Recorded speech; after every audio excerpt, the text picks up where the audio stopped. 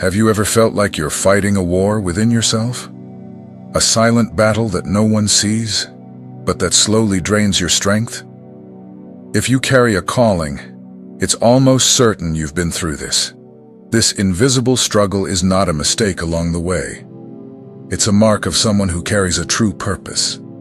The chosen live in constant conflict between spirit and flesh, between who they know they must be and what they're still trying to overcome within themselves.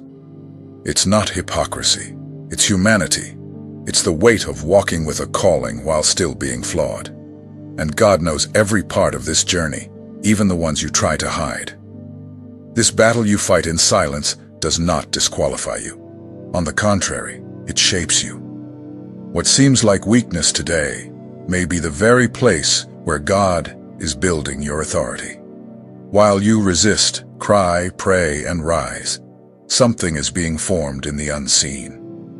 Your war is preparation, not condemnation. The enemy knows you have an important role. That's why he attacks so intensely.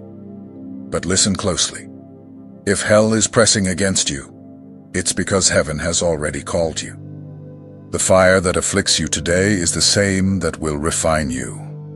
You are not lost. You are being trained. My name is George, and on this channel we speak with open hearts about the wars no one sees, but that every chosen one faces. If this message touched you in any way, subscribe to the channel, turn on notifications, and walk with us. Because here, you don't fight alone. You are part of a generation being awakened. The war that no one sees. Have you ever noticed how some battles seem to happen only inside you? On the outside, people see someone steady, seeking God, moving forward. On the inside, there is a constant, exhausting, silent battle. Thoughts you didn't choose, desires that arise without warning, conflicts that drain your energy. This inner division hurts, confuses, and often brings guilt. What few people say is that this war doesn't happen to just anyone. It usually arises in those who carry something greater. The chosen feel this pressure because they have spiritual sensitivity. They perceive the conflict between what God is forming and what still needs to be healed. That doesn't make you fake. It makes you someone in process. There are days when you wake up determined to do what's right, but throughout the day you find yourself tired, vulnerable, almost giving up. That doesn't mean a lack of faith. It means you're human. The mistake is thinking that this battle distances you from God, when many times it is the path He uses to draw you closer. The fight against thoughts, impulses, and desires is not a sign of spiritual weakness. On the contrary, it shows that there is awareness. Those who don't fight have usually already given in. The conflict is a sign of resistance. As long as you still feel bothered, still feel the weight, still try to rise, something inside you is alive and hasn't accepted surrender.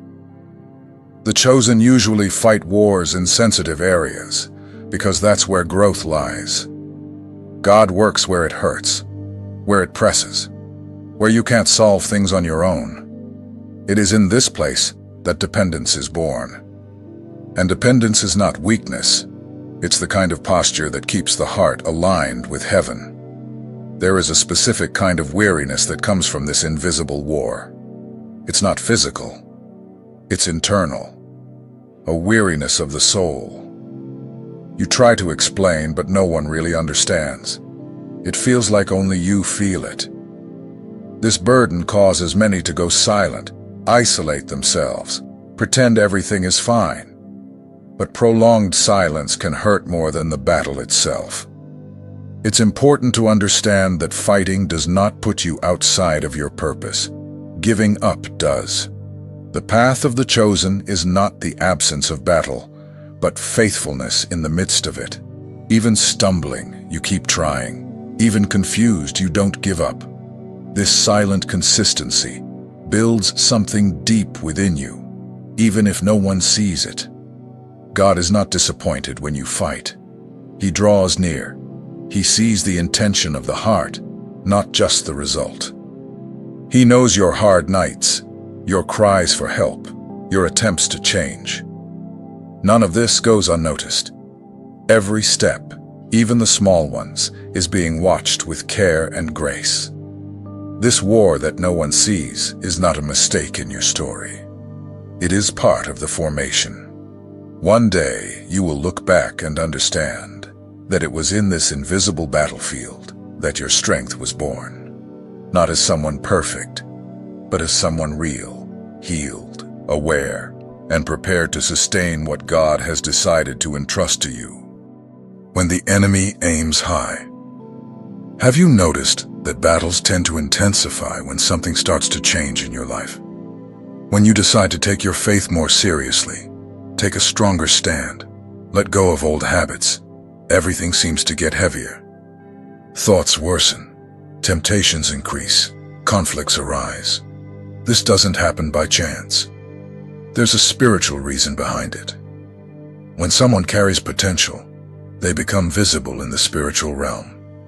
The enemy doesn't waste time attacking those who pose no threat. He watches those who are awakening, who are maturing, who can influence others. That's why the attack usually comes before the breakthrough. It's an attempt to wear you out before you realize who you are. The Bible shows this time and again. People with a clear calling went through falls, mistakes, and deep conflicts. Not because God failed, but because they were in process. The mistake didn't erase the purpose. It only revealed areas that needed adjustment. Restoration was always part of the plan, even when the fall seemed final. Some are strong in visible areas, but vulnerable in internal parts. The heart, desires, and silent choices are usually the most attacked fields. This happens because the enemy knows that destroying from within is more effective than attacking from without. When the mind falls, the body follows. When the heart gives in, everything else falls apart. Spiritual warfare is not limited to what you see. Many times, it happens in repetitive thoughts, excessive guilt, the constant fear of failing. This weakens you little by little. The goal is not just to make you sin, but to make you believe it's no longer worth trying. Being attacked doesn't mean abandonment. It means directed attention. Something in you is drawing attention in the unseen realm. There is value, there is potential, there is purpose. If there were nothing to be stopped, there would be no effort to stop you. This understanding changes the way you face the battle. The danger lies in thinking that falling means the end. It doesn't. Falling reveals humanity, not the absence of a calling. What defines your journey is not the stumble, but the decision to get back up. The enemy wants to convince you that the fall is the end. God works to show that it can be part of your growth. There is a strength being developed as you resist. Even when it seems like you haven't moved forward, something has been strengthened. Discernment, maturity, spiritual sensitivity.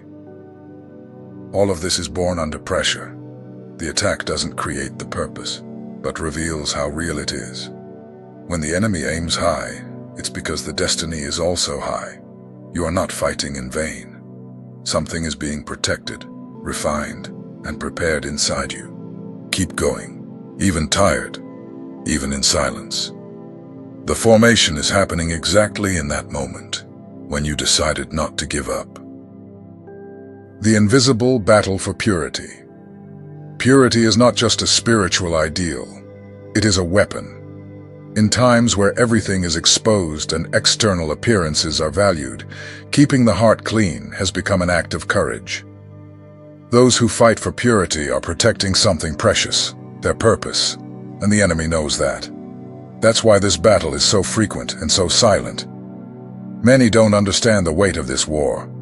They think it's just about avoiding sin, but it's much more than that.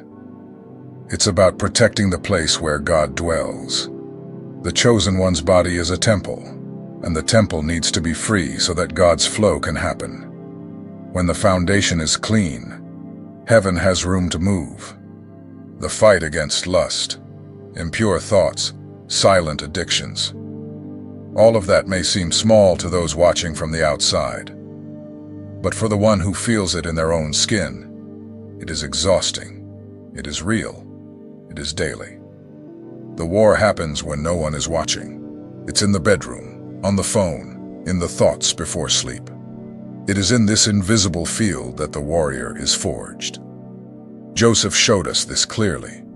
He didn't become a figure of authority in the palace just because he had wisdom. It was his integrity in secret that opened the way. Running from an intimate invitation wasn't just a moral act. It was a spiritual choice. He chose to honor God's presence even when no one else would see. And heaven recorded that. This fight may feel lonely, but it's not. God is attentive to every decision. Every time you say no to sin, even in silence, something within you grows stronger. You are not just avoiding a mistake. You are building spiritual structure. What you conquer now, in secret, will be your shield in days to come. Purity has also been distorted. Many think it means rigidity or coldness. But the truth is that purity is about freedom. When you live clean on the inside, you live light. You live without burdens, without guilt, without chains. That doesn't mean you never fail, but that you've learned to always return to the right place. The enemy will try to convince you that this war is impossible to win. He'll make you think you've gone too far, that it's no longer worth fighting. But he lies. God's grace is greater than your worst moment. There is still time to get up, still time to choose again. Every decision toward purity is a seed. Even if no one sees it now, it will bloom. At some point, what you protected in secret will be honored publicly. God does not ignore sincere effort. And sooner or later, your faithfulness in the unseen will become the foundation for your advancement in the seen. Purity is not about perfection. It's about intention. It's about a clean heart, even with scars. It's about returning to the light, even after walking through darkness. This battle is worthy. It shows that you are spiritually alive. Keep going. Even if you stumble, even if you cry, there is honor waiting for those who decide not to be corrupted.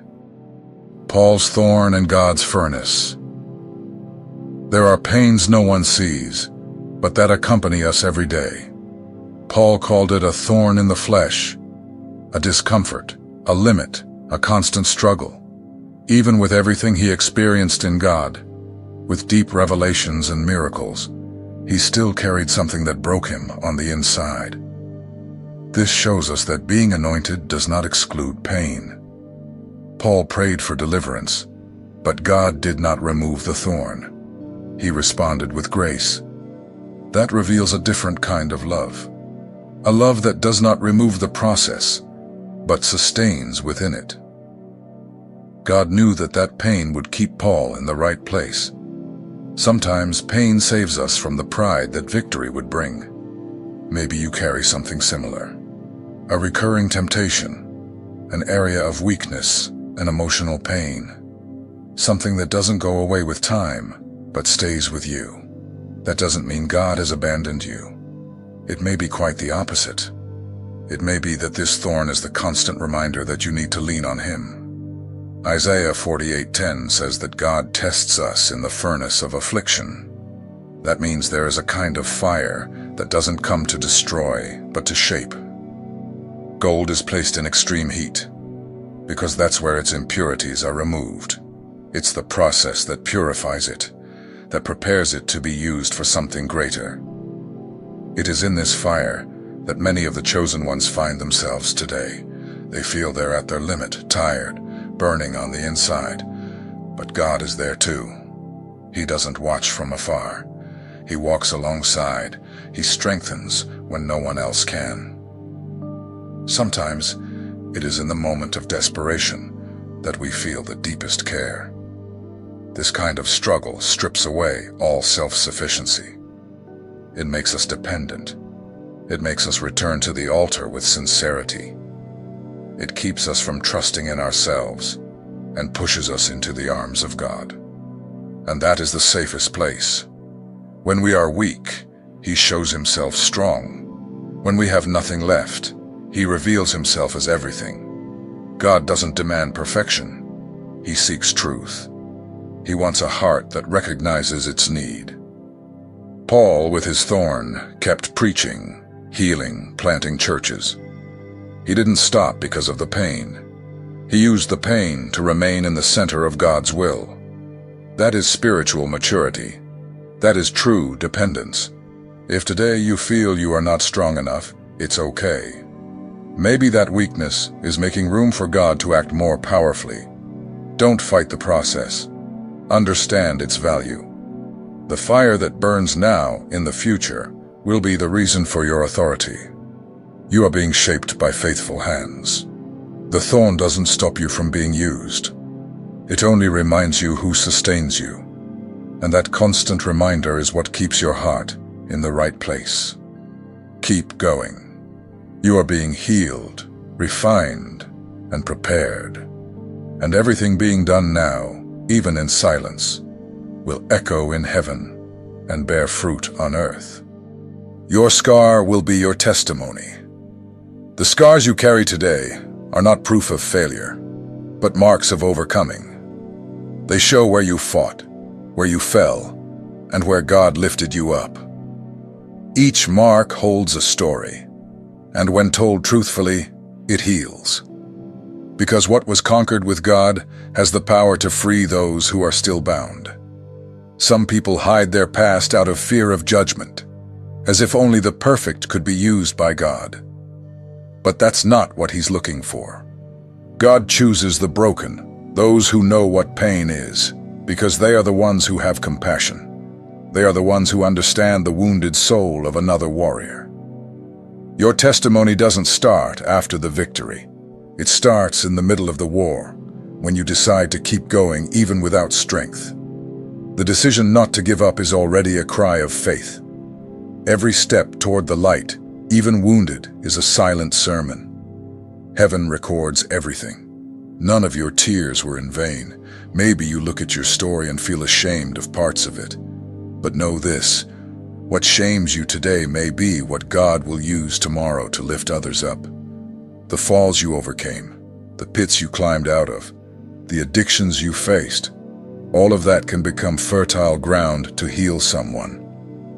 Revelation 12:11 reminds us that we overcome by the blood of Jesus and the word of our testimony. That means what you've lived through has value. Your words carry authority when they come from someone who's already been on the ground. When you speak truthfully, your testimony becomes a weapon in God's hands. Many people need to hear that they are not alone, that it's possible to fall and still be loved, that it's possible to fail and still have value. Your story, told with courage, is like a bridge. It connects people to hope. And those who are at rock bottom need someone who's been there to show them the way. When you decide to share your journey, you're not exposing yourself out of weakness, but taking a stand in faith. You show that God is greater than the mistake, that grace is greater than guilt, that a new beginning is real, and that not only strengthens you, but strengthens those who hear. The truth sets free. Vulnerability heals. Don't be afraid to say, I fought against this, because others are fighting right now. And when someone sees that you went through something and overcame it, hope is born in that person's heart. Your I overcame with God might be the strength someone needs to rise from the mud and take one more step. Your scars tell the story of a warrior who didn't give up, and that inspires. Hell trembles before someone who survived the war and still carries faith, because that person knows pain but chose to love, knows despair but chose to believe. And that kind of faith is unshakable. That kind of faith carries authority. So if today you feel small because of your past, change your perspective. You are alive. You are standing. And everything that marked you is being turned into a tool in God's hands. Speak of your journey. Share your victory. Your scar is proof that God didn't just heal you. He prepared you. The battle is your ordination. You may think that this war is disqualifying you, but in truth, it's qualifying you. The very attack is proof that you carry something powerful. The enemy doesn't bother with those who are standing still. He targets those who have a destiny. The intensity of the battle shows the greatness of the mission. God is forging you. Just as a soldier goes through intense training before entering battle, you are being shaped to carry something that many wouldn't be able to bear. The weight of glory requires preparation, and that preparation is often painful, but it is necessary. God doesn't waste suffering. He turns everything into purpose. You may not see it yet, but in the exact place where you feel the weakest, God is writing your greatest victory. It is there, where you stumble, that He is digging the ground to plant the ministry to come. The war that wears you out today will be the field where you will set others free tomorrow. The battle is not a sign that you are far from God. It's a sign that He trusts you. If He allowed you to enter this battlefield, it's because He knows that there is strength within you to win. It's not about deserving. It's about being willing. God doesn't choose the ready. He prepares the willing. So, resist. Cry out. Rise up. Look at this war with new eyes. It is not your shame. It is your consecration. Every fall, every right choice, every silent prayer at dawn is being written before heaven. And soon, the world will see what God has been forming in secret. Trust. Everything is under control. Your calling is greater than your struggle. Every time you think about giving up, remember, you weren't called to merely survive, but to overcome. There is a purpose greater than your pain, a destiny greater than your struggle. God didn't choose you because you were the strongest. He chose you because He saw in you a heart that, even wounded, still chooses to keep going. Every time you say no to what weakens you, you are saying yes to heaven. Every time you fall and run into God's arms, you prove that your identity is not in the fall, but in your response. It's not about fighting perfectly. It's about never stopping the fight. It's about always returning when you stray. God's grace isn't waiting for you to get everything right to then use you. It is strengthening you now in the midst of the confusion, the pain, the weakness. It's in that exact place that He pours out strength. Your calling still stands. Nothing you've been through is capable of revoking what God has written about you. So declare in faith, my calling is greater than my struggle. Write it down, say it, repeat it until your soul believes it. Because it's true. You are being forged in the fire, not to be consumed, but to shine. Where there is shame today, God will place honor. Where there is battle, He will bring authority. You are not alone. There is a generation of the chosen being awakened, and you are part of it. Every step you take toward the light, every cry in the midst of chaos, is moving heaven. God has not left you. He is shaping you. And in the very place of your greatest attack, He is preparing your greatest victory. We've come to the end of this journey, but not the end of yours. If you've listened this far, it's because something inside you was touched. That's no coincidence. This war you've been fighting, in silence, with hidden tears and whispered prayers, is not on the margin of your calling. It is the very heart of it. You are not a mistake, not broken, not forgotten. The intensity of your struggle is a confirmation, not a condemnation. God sees the battle no one sees. He hears the cries you can't put into words. And He is pleased not with your perfection, but with your surrender. Because only a broken heart can be molded. The chosen are not the ones who never fall. They are the ones who refuse to stay down. They are the ones who, even afraid, keep going. Even tired, they pray. Even wounded, they believe. Heaven's strength shows itself precisely in the weakness of those who don't give up. And you are one of them. This war is your anointing being built. Every attempt to give up. Every night you chose to stay with God, even without understanding. All of it is being recorded in heaven. Nothing you faced will be wasted. Your pain is being turned into authority. Your scar will become direction for others. God is forging a warrior where the world sees only flaws. The shame you feel today will become testimony tomorrow. What you are overcoming in secret will become a public platform. This war is your training ground, and the oil God will pour over your head will be a direct result of the fire you endured in silence. There is glory being birthed in this process. Keep going. You are not a lost cause. You are a weapon being prepared, and hell trembles at someone who keeps saying yes to God even in the midst of war. Heaven chose you before you had strength, and now, even weak, He sustains you. You are not weak, you are forged. And where there is fire, God is at work. So don't be ashamed of where you are. Have hope in where God is taking you. What seems like confusion today will be clarity tomorrow. What hurts now will later be healing for others. Don't give up on the process just because it's hard. Every true glory first passes through the anonymity of the inner battle. And now, I want to hear from you. What part of this message spoke to you the most? At what point in the struggle did you relate? Comment below and write, "I am chosen and I keep fighting." Or share which truth touched your heart the most. Your response may be exactly what another warrior needs to read today.